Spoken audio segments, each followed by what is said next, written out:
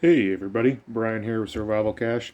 Gonna just talk for a minute here about this pocket knife that I have called the Cold Steel Pocket Bushman.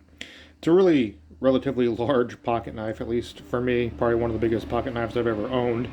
I'm not going to go into too much detail about the knife itself in terms of specifications and what I really like or don't like about it. That's in the article, but it is quite large. It's got about a 4-inch blade overall. I think it's 10 inches. To give you a little bit of comparison,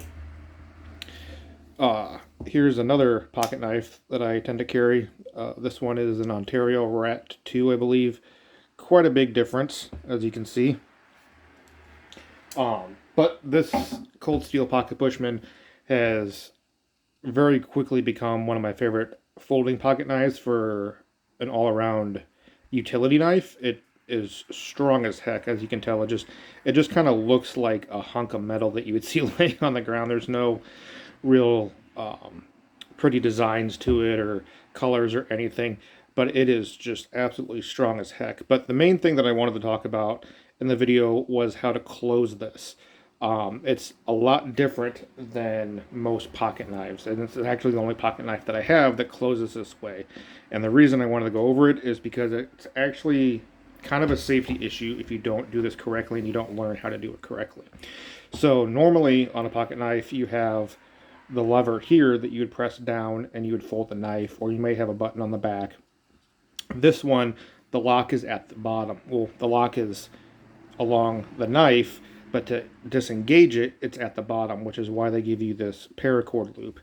So the way they tell you to do this in the instructions that comes with the knife is you're going to obviously keep your fingers out of the way of the blade on this side of the knife, hold it, put one index finger here, get a good grip on it, and then you pull that at the bottom towards you to disengage the lock. So at the same time, what you do is you pull and you slightly push the blade forward. It is now unlocked. I then let go of the bottom, and then you can just close the knife as normal, like that.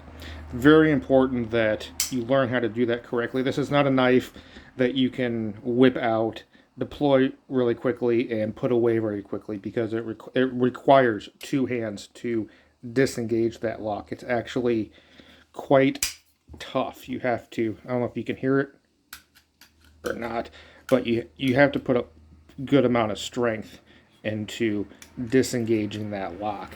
So if you're looking for a knife that you can close one-handed, this is not it. But like I said, it is a very tough blade. I've beat the crap out of previous models that I've had. But just learn how to do it correctly. Take your time, and it'll be safe.